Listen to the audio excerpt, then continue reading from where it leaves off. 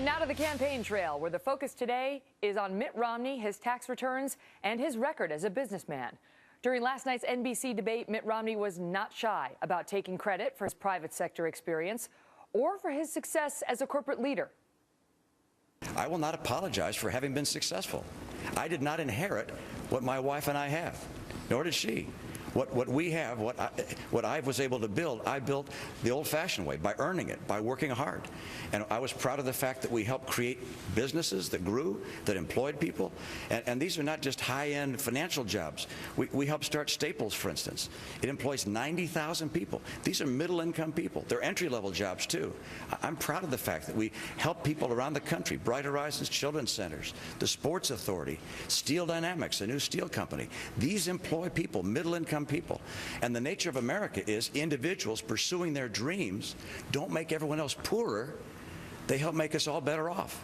And so I'm not going to apologize for success or apologize for free enterprise. I believe free enterprise is one of the things that we have to reinvigorate in this country if we want to get people working again. Joining me now, a panel of all Republican voters. These are folks who will vote in primaries in the upcoming days. I want to start with you, Steve Sohm. I will not apologize for being successful. Is that a successful theme, rebuttal to the attacks on Romney's wealth, his experience as a private equity guy, and the other attacks on his income and finances? Bravo. That's exactly what America's all about. A great businessman. He's built great companies. He's involved in the rough and tumble of the business world. That's what we do in America. We're not some socialist country. You know, Barack Obama talks about socialism. I can't wait for Mitt Romney to be our nominee and put a capitalist against a socialist and let the American people decide where we're going to go as a country. Is he tapping into something that Republican voters feel of all incomes? I mean, do you think the lower income Republican voters cheered that as well as the upper income Republican voters? Adam Geller. I think that all Republicans are cheering that, and here's why. If you're lower income, you aspire to be middle income, to be upper income. It's all about an aspirational type of leader, and that's what Mitt Romney is. He's saying what government needs to do is get out of the way, and he made his money in the private sector. But you know, some people believe that he won't be able to relate to the little guy. He's a rich guy. He says he earned it, but his dad had money, and he's pointed out that he didn't inherit his money, but he's trying to get beyond this narrative that he can't relate to regular American folks. Tracy Davis? I think that what he has to do is say, you know, if somebody is a good candidate, doesn't mean they're going to be a great president. And that we learned that with Barack Obama. He had lofty, great speeches, and he had charisma, and look what happened. And I think that Mitt has to almost address the fact that, yes, he doesn't have that genetic, but he does relate, and he does care about the American people, and he wouldn't be doing this.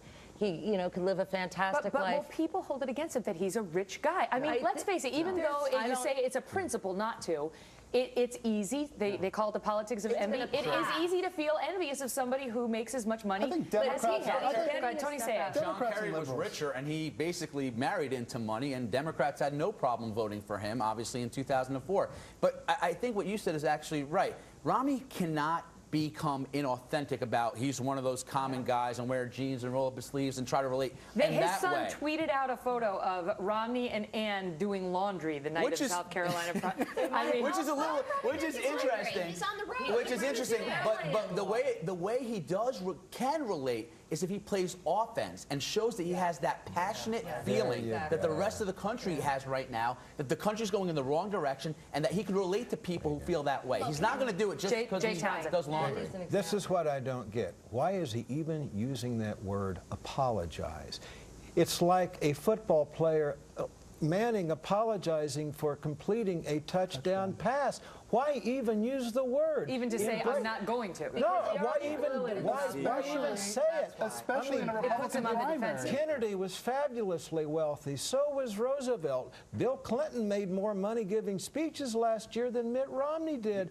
They're not apologizing, and they didn't for their wealth. Is the rhetoric increased on the income inequality scale this year? Absolutely. That's putting him on the defensive, Mary Walker. Yeah, and that's coming from our leader. That's coming from Obama. He is going to run a campaign based on what's fair.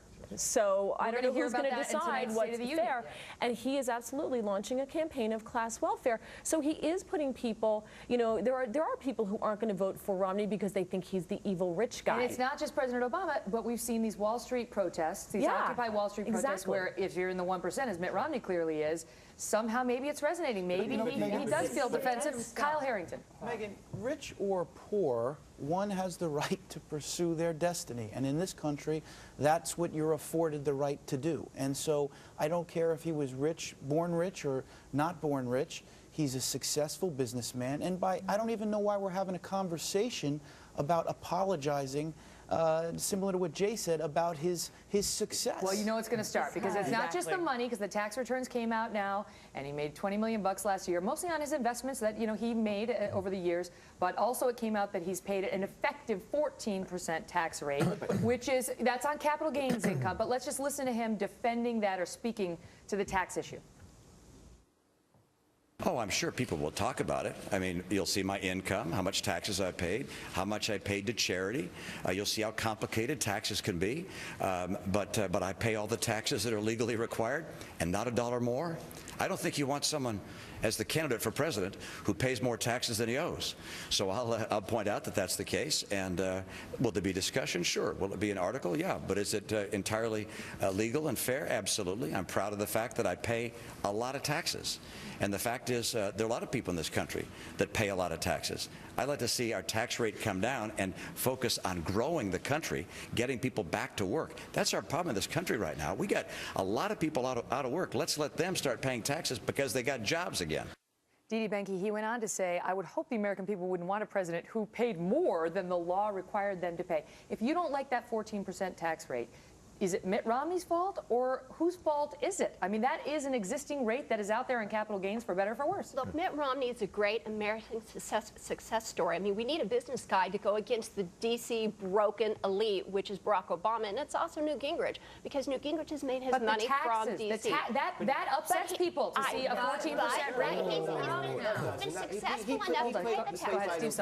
He plays by the rules. Yes. That's what the American people, they want fairness. But you're going to hear Barack Obama tonight pointing to Warren Buffett's secretary in the First Lady's seating box and saying she pays a higher tax Let rate. him talk about the inequity of the tax system. But Mitt Romney plays by the rules. He did nothing wrong. And the American people want winners. And That's a good question. Are the American people going to see that? Go ahead, David Selleck. Well, I'd just like to address what this gentleman said. There is no inequity in the tax system. First of all, this money has been taxed numerous times. It was taxed on his earnings, and then it was taxed on his investments, which, by the way, is synergistic with the government and its economy. So the company, and when he passes it away, would pay taxes on it, and then when the dividend gets paid to Mitt Romney, he pays taxes and then as in well. the state. But first and foremost, the people who are crowing the loudest, if you will, are not taxpayers. If an individual gets back more than they pay in, they're not really a taxpayer. They just see the money going out every 2 weeks or so. But at the end of the year, when they get the various credits that financially successful people are not entitled to, you don't hear them saying there's an inequity there. Okay, hold on. Okay, Jay. Let's point out that this tax rate, he didn't write it. It was written by Democrats in Congress.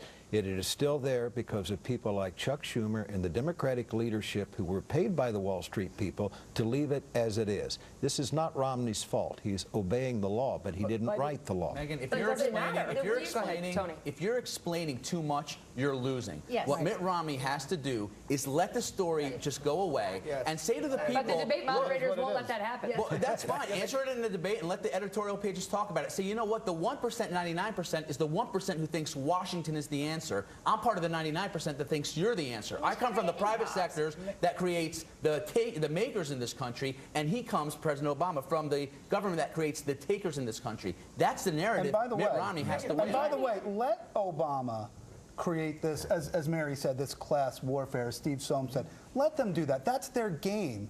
Now, the fact that we're having this discussion in a Republican primary is both good and bad. It's ridiculous that we're even having it, but it's good because let's get it out of the way. But I want to ask because you this about is going to be their whole game plan. I want to ask you about the narrative, because it's not just the taxes, but it's also Mitt Romney's business experience. What we saw in South Carolina was while 2/3 of the voters did not care about Bain Capital, they were not, these were Republican primary voters, they didn't care, it wasn't an issue.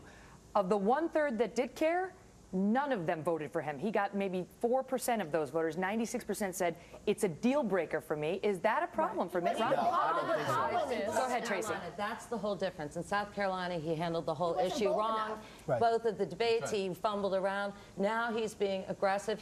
That's why he had to use the word apology, because he's saying, I'm not going to apologize. I made the money on my own, and this is what I want for the American people. It's sort of almost Horatio Alger. He was getting that he did a great job. I think one of the focuses we should also talk about is, in addition to the $6 million that he paid in taxes, the man gave away. His charitable contributions are a testament to what type of person he is. I want to ask you this before we wrap it up. Did you see a different Mitt Romney? Yes. You did?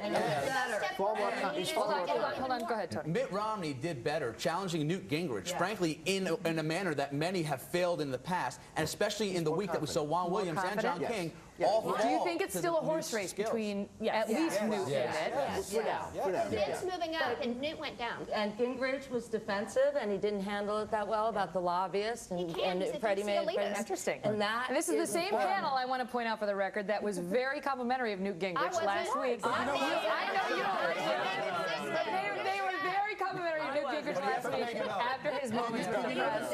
He needs to be vetted. You know what? He needs to be vetted. One at a time, and then I got to go. Newt had a poor debate, partly because there was no audience. He couldn't play off of an audience.